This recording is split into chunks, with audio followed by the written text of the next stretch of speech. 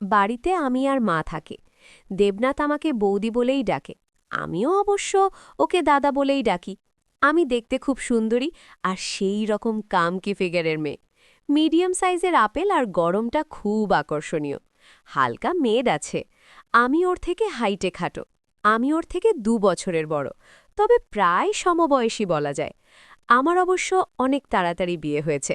আমার স্বামী আমার থেকে প্রায় 8 বছরের বড়।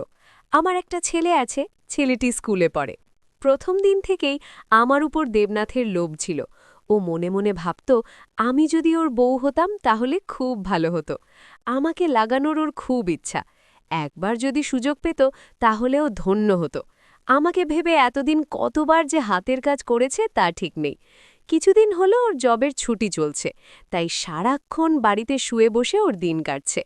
আর সেই জন্য ইদানিং ও আমার উপর নজরটা একটু বেশি দিচ্ছে। আমি বাড়িতে অবশ্য নাইটি পরে থাকতে পছন্দ করি। ওর জানালার ধারে কিছু ফুলের গাছ আছে। প্রতিদিন আমি বিকেলে জল দিতে যাই ফুলের গাছে। যখন জল দেবার জন্য ঝুঁকে যাই তখনও জানালার পাশ থেকে লুকিয়ে লুকিয়ে আমাকে দেখে আর নিজে নিজে জলে পড়ে মরে, কিন্তু সাহস করে কিছু বলতে পারে না। ও আরও একটা জিনিস লক্ষ্য করে দেখল, আমার মেজাজটা সব সময় খিটখিটে হয়ে থাকে, কিন্তু কেন থাকে সেটাও জানি না। একদিন ও, মা আর বোন ও কাকার বাড়ি গেল, কিন্তু তাতে কি, এদিকে আমি আর আমার স্বামী এবং শাশুড়ি তো আছে, কি করে সুযোগ পাবে সেটাই ও ভাবতে লাগল। তখন সকাল 10টা বাজতে চলছে। হঠাৎ ও শুনতে পেল আমার শাশুড়ির কান্না। ও এবার দেখতে ওপরে আসলো। এসে শুনতে পেল আমার শাশুড়ির ছোট বোন খুব অসুস্থ, তাকে হাসপাতালে ভর্তি করাতে নিয়ে গেছে। আমার বর বলল, চলো আমরা সবাই গিয়ে দেখে আসি। আমি বললাম আমি যাব না, আমার ভালো লাগছে না। আমার বর বলল, ঠিক আছে, আমি আর মা গিয়ে দেখে আসি, তুমি বাসায় থাকো। এবার আমার ছেলেটা জেদ ধরল সেও যাবে। অবশেষে আমার বর, শাশুড়ি আর আমার ছেলেটাকে নিয়ে ওরা চলে গেল। আর যাবার সময় আমার বর দেবনাথকে বলে গেল, তোমার বৌদি একা থাকবে, একটু দেখিও। ও মনে মনে হাসল আর বলল, বিড়ালটাকে শুটকির পাহারায় দিয়ে গেলে। ও আর কিছু না বলে নিচে চলে গেল, কারণ ওকে রান্না করতে হবে, যেহেতু ওর মা আর বোন নেই। যাবার সময় ও আমাকে বলল, বৌদি, রান্নার কাজে কোনো দরকার হলে তোমাকে ডাকব, তুমি একটু আসিও। 30 মিনিট পর আমি জল নিতে গেলাম। জলধারা থেকে জল নিই প্রত্যেক বাড়িতে। আমি ওকে ডেকে জল নিয়ে যেতে বললাম। ও এবার জল নিতে বালতি নিয়ে আসলো। আমি জল নিচ্ছি আর ও দাঁড়িয়ে রইল। এমন সময় আমি ওকে বললাম, তুমি কি রান্না শুরু করে দিয়েছ? ও বলল, না গো, এখন শুরু করব, জলটা আগে নিয়ে যাই। আমি বললাম, তোমাকে আর রান্না করতে হবে না, আমি দুজনের জন্য রান্না করতেছি। ও এবার একটু ন্যাকামো করে বলল, না থাক, আমি রান্না করে নিব। আমি ওর ন্যাকামো বুঝতে না পেরে বললাম, না আমি করব বললাম তো। ও বলল, ওকে, ঠিক আছে, তাই হবে, থ্যাংক ইউ। আমি একটা মিষ্টি হাসি দিয়ে জল নিয়ে চলে আসলাম। ও এবার ভাবতে লাগলো কি করে আমাকে রাজি করাবে। সাহস করে কিছু বলতে পারছে না, যদি আমি কাউকে বলে দিই। ও ভাবল এখন কি করা যায়, কিছু তো একটা করতে হবে। ঘণ্টাখানেক পর আমি ওকে ডাক দিলাম। ও বিড়ালের মতো ছুটে আসলো। এসে দেখল আমি এখনও রান্নাঘরে রান্না করছি। এদিকে খুব গরম পড়েছিল, তাই আমি ঘেমে গিয়েছিলাম। ও বুঝতে পারল ভিতরে কিছু পড়িনি, কারণ ঘেমে গিয়ে ফুটে উঠেছে। ওর মনে হলো এক্ষুনি জড়িয়ে ধরে আপেল। এই সব ভেবে ওর শরীর যেন নড়ে উঠল। এদিকে আমি রান্নার কাজে ব্যস্ত। আমি বললাম, আমাকে একটু গুঁড়ামরিচ এনে দাও তো। ও আমার কথার আজ্ঞাবহ হয়ে ওদের রান্নাঘর থেকে মরিচ এনে দিল। ও ভাবতে লাগলো বৌদির সঙ্গে একটু ভালো করে মিশতে হবে, তা না হলে মালটাকে পটানো যাবে না।